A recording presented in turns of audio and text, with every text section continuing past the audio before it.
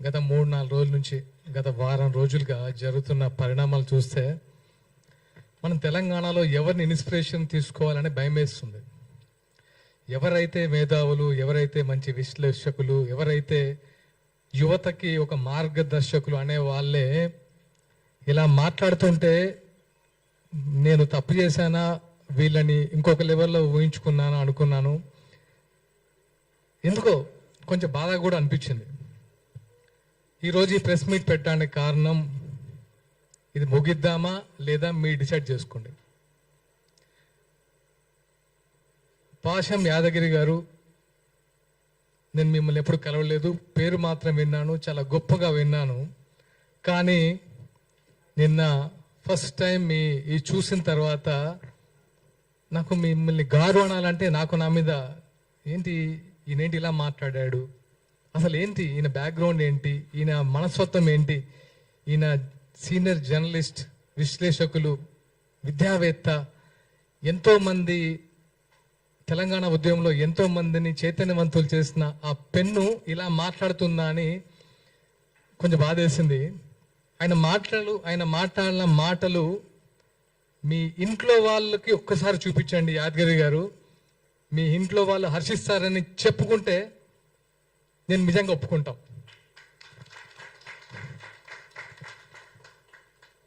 ఒక పర్సన్ పట్టుకొని మీరు ఎలాంటి మాట్లాడారో ఒకసారి మీరు మాట్లాడిన వీడియో మీరే చూసుకొని సిగ్గుపడండి, ఒక్కసారైనా సిగ్గుపడండి. ఎందుకంటే ఇంకోసారి తప్పు చేయకుండా ఉంటారు. నేను పవన్ కళ్యాణ్ గారిని అభిమానం లేకపోతే నాయకుడిగా చెప్పట్లేదు, ఒక మనిషి గురించి మాట్లాడడానికి నోరా ఇంకేమన్నా. పాషం యాదగిరి గారు, మీకు తెలిసిన మీ మిత్రులు చాలా మంది మీ గురించి గొప్పగా చెప్పేవాళ్ళు. నేను నైట్ నుంచి సర్ప్రైజ్ ఇదా ఆయన గురించి చెప్పింది. సినిమా ఆర్టిస్టులకి సిగ్గు, నీతి, న్యాయం, శీలం అసలు ఏం ఉండదా? ఏమనుకుంటున్నారు మీరు సినిమా ఆర్టిస్ట్ అంటే? ఒక్కొక్కరు జీవితాన్ని పలంగా పెట్టి ఆకలితో పస్తులుండి ఇక్కడ సినిమా ఆర్టిస్టులు అవుతున్నారు. అదే తెలంగాణ వ్యాప్తంగా. వాళ్ళందరికీ మీరు ఇచ్చేది ఇదా? వాళ్ళ సంస్కారం లేదా? నువ్వు యావత్ సినీ లోకానికి క్షమాపణలు చెప్పకపోతే నిజంగా నీకు మనస్సాక్షి లేనట్టే. కనీసం నీ మనస్సాక్షికైనా చెప్పుకో తప్పు చేస్తానని. ఎలాంటి మాటలు మాట్లాడతావు? గోదావరికని, లక్ష్మీపురం, మీరు ఏదైతే లెఫ్ట్ భావజాలం అంటున్నారో, మీరు ఇక్కడ ఆఫీసులో కూర్చొని మేము కమ్యూనిస్టులం అని పేపర్లు రాసుకుంటూ ఉత్తేజపరిచయం అనుకుంటున్నారో, అదే 25 సంవత్సరాల క్రితం లక్ష్మీపురం గుర్తుపెట్టుకుని పేరు విమలక్క గారికి తెలుసు. 20 సంవత్సరాలు జైలు గోడల మధ్య ఫ్యామిలీని, జైలు బయట మేము. అది మా మీరు పెన్నుతో చేశారు, మేము గన్నుతో యుద్ధం చేశాం. తెలుసుకోండి. మీకేంటంటే మీకు మీడియా ఉంది కాబట్టి మీ పేర్లు బయట వినబడతాయి. కానీ అప్పుడు మాకు మీడియా లేదు, మా గురించి రాసేవాళ్ళు లేడు, మాట్లాడేవాళ్ళు లేడు, వచ్చేవాళ్ళు లేడు. కనీసం రాజకీయ నాయకులు, పోలీసు బూట్ల చప్పుళ్ళు 24 గంటలు విని ఉలికిపల్లేసి వాళ్ళం. అలాంటి ప్లేస్ నుంచి వచ్చాం. మాకు కొత్త కాదు ఇవన్నీ. మీరు ఏదో గొప్పలు అనుకుంటున్నారు. లెఫ్ట్ అంతకు మించి చేసా. ఒకసారి కావాలంటే కనుక్కోండి. ఓకే, నాకు ప్రచార కార్యదర్శి అనే పదవి మొగలి రేకులు సీరియల్ ద్వారా నేను ఒక మంచి నటున్నాను, నాకు ప్రేమ వచ్చిందని ఇవ్వలేదు పవన్ కళ్యాణ్ గారు. నా బ్యాక్గ్రౌండ్ తెలుసుకొని, నాకున్న కమిట్మెంట్ తెలుసుకొని ఇచ్చాడు. గుర్తుపెట్టుకోండి. ఇక్కడ మేము తెలంగాణ బిడ్డలమే. మీరు మాట్లాడే ముందు ఇక్కడ నుంచి ఇది నేను ఈ రోజుతో ముగిద్దాం అనుకుంటున్నాను. ఎందుకంటే ఈ ప్రెస్ ఇంకెప్పుడు జనాల్లోకి వెళ్తారు బాస్, మీరు ఇంకెప్పుడు ప్రజా సమస్యల మీద మాట్లాడతారు? సిగ్గుంతా? రైతుల అకాల వర్షంతో పంట తడిసి గుండెలు బాదుకుంటూ రోడ్ల మీద వచ్చి దాణే వేస్తుంటే ఇక్కడ మీరు ప్రెస్ మీట్లు పెడతారా? వాళ్ళ గురించి ఆలోచించారా? ఈ రోజైనా పవన్ కళ్యాణ్ ఆలోచించాడు. ఈ రోజు కదా, ఆ రోజు కౌలు రైతులకి సొంతమని ఇచ్చాడు. ఆ రోజు ఒక్క డేబుల్ నుంచి డబ్బులు తీశాడా? చెప్పండి. ఈరోజు ఎంతమంది రైతులు రోడ్డు మీద పడ్డారు? రైతు అనేవాడు పంటేసినప్పటి నుంచి ఎరువులు దొరక్క, రుణాలు దొరక్క, అతి కష్టం మీద పంట తీస్తే ఆ పంట నెల రోజుల నుంచి కళ్ళాల మీద పడిగాపులు కాస్తూ అరే ఎప్పుడు వర్షం వస్తా అని గుప్పిట్లో పెట్టుకొని ఉంటే వీళ్ళు వాళ్ళని పడుచుకోకుండా ఈ సొల్లు మీటింగ్లు పెట్టేసి పవన్ కళ్యాణ్ ఒకరు దొరికారు కదా, మనకు మంచి ఫేమ్ వస్తుంది, మంచి మైలేజ్ వస్తుంది, ఈరోజు ఇంతమంది వచ్చి మాట్లాడతారని సొల్లు మీటింగ్ పెడతారా మీరు? ఇదే మీరు తెలంగాణలో ఫైట్ చేసే విధానం. ప్రొఫెసర్ నాగేశ్వరరావు గారు చాలా వీడియోస్ చూశాను మీది, ఒక మంచి విశ్లేషకులు అనుకున్నాను, కానీ ఎందుకో తగ్గించుకున్నారు గౌరవం. మీకు ఎందుకండి? మీరు అన్ని పార్టీలు సేమ్ మీ ముందు, మీరు అన్ని పార్టీ నాయకులు మీకు రెస్పెక్ట్ ఇస్తారు. మీరు ఆ ఒక్క మాట తొలిలారు, సంస్కరించుకున్నారు, అయిపోయింది. దాంతో మళ్ళీ రౌండ్ టేబుల్ మీటింగ్ అని నలుగురు రెచ్చగొడితే వచ్చేసి అసలు పవన్ కళ్యాణ్ గారు కుల ప్రస్తావన తీస్తారా? తీయండి, ప్రూఫ్ ఇవ్వండి. నిజంగా మీ ఇంటికి ఆంధ్ర పోలీసులు వచ్చారా? చెప్పండి. ఆంధ్ర పోలీసులు వస్తే రుజువు చేయండి. మీరు వచ్చారని ప్రూవ్ చేయండి, మేము తలదించుకుంటాం. మీ ఇంటికి పోలీసులు ఎందుకు వచ్చారో మీకు తెలియదా? నేను విన్నదైతే ఎవరో ఏదో యూట్యూబ్ ఛానల్లో చూశాను, 10 TV ఇష్యూలో సంథింగ్ అని. దాన్ని ఆంధ్ర పోలీసులు వచ్చారు అరెస్ట్ చేయడానికని ఒక ప్రోగ్రాం పెట్టి విద్వేషాలు రెచ్చగొట్టి అవసరమా?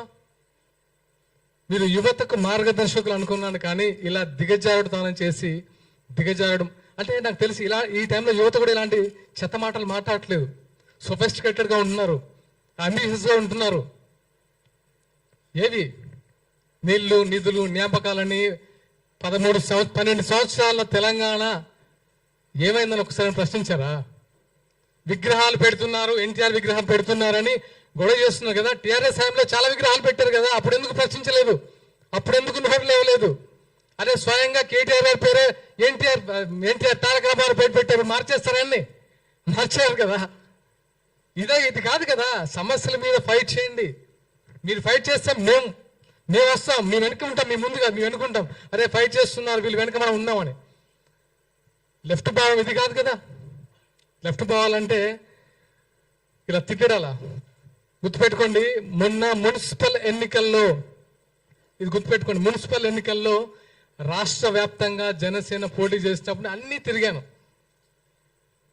గోదావరి కని పరిసర ప్రాంతంలో ఎల్బీ నగర్లో ఒక్క కమ్యూనిస్ట్ గెలిస్తే నా ఫస్ట్ ఫోన్ ఆ కమ్యూనిస్ట్కి ఫోన్ చేశాను. అతని పేరు సూర్య. అది నేను ఎవరికి ఫోన్ చేయలేదు, కాంగ్రెస్ టీఆర్ఎస్ బీజేపీ. ఒక కమ్యూనిస్ట్ పార్టీ గెలిచిన యువకుడు, అరే ఈ టైంలో ఇంత ఉందా, ఇంత అంబిషియస్గా ఫైట్ చేస్తున్నాడు, ఎవరా యువకుడు అని చెప్తే అతని పేరు సూర్య. అతని ఫస్ట్కి వెళ్ళి నేను ఫోన్ చేసి మాట్లాడి నేను అప్రిషియేట్ చేసిన మొదటి వ్యక్తిని. అది నాలో ఉన్న కమ్యూనిస్ట్ రక్తం. మీలో ఉంది కమ్యూనిస్ట్ రక్తం కాదని నా ఫీల్. ఎందుకంటే ఇలా తిట్టొద్దు. ఇలా తిట్టుకుంటూ కొట్టుకుంటూ ఏం సాధిద్దాం తెలంగాణలో? ఏముంది ఇప్పుడు సిచ్యువేషన్? తెలంగాణలో ఏమైనా ఉందా? మిగిలిందా? ఏమైనా సంతోషంగా ఉన్నారా? యువత సంతోషంగా ఉందా? వాళ్ళ ఉద్యోగాల సిచ్యువేషన్ ఆలోచించారా? మొన్న ఆర్టీసీ కార్మికులు సూసైడ్ చేసుకుంటున్నాయి కదా, వాళ్ళ సంతోషంగా ఉన్నారా? రైతులైతే వాళ్ళ బాధ వర్ణాతీతం. ఎరువులు దొరక్క, పంట చేతికి వచ్చిన తర్వాత నీట మునిగి, రైతు బంధులు లేక, రుణమాఫీ కాక, ఇన్ని సమస్యలు పెట్టుకొని మీకు పని పాట లేక రౌండ్ టేబుల్ సమావేశాలు పెట్టి ఏం చేశారా మీ జేబులో నుంచి? పవన్ కళ్యాణ్ గారు ఏం చేశారు మీకు తెలియదా? ఈ రోజు కాదు, 2009లో ఎక్కడో ఆదిలాబాద్ తాండాల్లో మంచినీటి సౌకర్యం కల్పించాడు. అప్పుడు మీరేం చేశారు? ఎక్కడున్నారు మీరు? ఎన్నో దాన ధర్మాలు చేశారనే. దాన ధర్మాలు కూడా అన్నాను. ఆయన ఒక మనిషి కష్టాల్లో ఉండంటే చేతికి ఎంత ఇస్తారు, అదే నైజం. ఊరికే మేము అట్రాక్ట్ కాము, సినిమాల వల్ల అట్రాక్ట్ కాలేదు బ్రదర్. ఆయన సినిమాలు చూసేవాడు అట్రాక్ట్ కాలేదు జన సైనికులు. ఆయన వ్యక్తిత్వం, ఆయన కంటే పెద్ద హిట్ ఇచ్చిన సూపర్ స్టార్లు ఉన్నారు, వాళ్ళకి ఇంతమంది ఫ్యాన్స్ లేరు. ఎందుకు? ఆయన వ్యక్తిత్వం. ప్రతి వాడికి సమన్వయం. ఆయన ఒక ఆకలి చూస్తే ఒక ప్రొడక్షన్ బాయ్ సరే అన్నం తినపోతే ఫస్ట్ అతనికి పెట్టి తర్వాత దాన్ని పెట్టించుకునే టైపు. అది తెలుసా మీరు ఆయన గురించి? ప్రతి ఒక్కరూ ఆయన గురించి మాట్లాడితే కనబడిపోతాం సోషల్ మీడియాలో. మన గురించి ఇలాంటి మేము వచ్చి మా బాధ పడి ఇంకా చెప్పాలి. ఎందుకంటే ప్రతిసారి మీరు అబద్ధాన్ని చెప్పుకుంటూ పోతే ఇంకా నిజం చచ్చిపోతున్న భయంతో మేము వచ్చి ఇక్కడ కూర్చొని అది కాదురా బాబు ఆయన ఇది ఇది ఇది ఇది అని చెప్పి చెప్పి చెప్పి ఇంకెక్కడ ఫైట్ చేస్తాం ప్రజా సమస్యల గురించి. రెచ్చగొట్టద్దు బాస్, ఎనఫ్ ఎనఫ్. మాకు సహనం ఉంటుంది. ఇక్కడ నుంచి ఇలాంటివి పునరావృతం అవ్వద్దు. ఇది ఈరోజు ముగిద్దాం ప్లీజ్ ప్లీజ్. ఇంకా ఇలాంటి పవన్ కళ్యాణ్ని హైదరాబాద్ రాకుండా అడ్డుకుంటాం. ఎవరికైనా దమ్ముందా? ఉందా? మీకు దమ్ముందా? దమ్ముందా చెప్పండి, తెలుసుకుందామా? ఆపగలరా? మీకు రాజ్యాంగ విలువలు తెలుసా? రాజ్యాంగ హక్కులు తెలిసే మాట్లాడుతున్నారా? తెలంగాణలో జనసేన పార్టీ చాలా బలంగా ఉండబోతుంది. ఖబర్దార్ గుర్తుపెట్టుకోండి. మేము ఇప్పటి వరకు చాలా ప్లీజింగ్గా కూడా కాదు, అరే మా కళ్యాణ్ గారు నేర్పిన సంస్కృతి అంటే తగ్గాలి, మనం తగ్గుదాం. కానీ మేము ఎదురు తిరగాల్సి వస్తే మాత్రం నిజంగా తట్టుకోలేరు బాస్, తట్టుకోలేరు. అది గుర్తుంచుకోండి.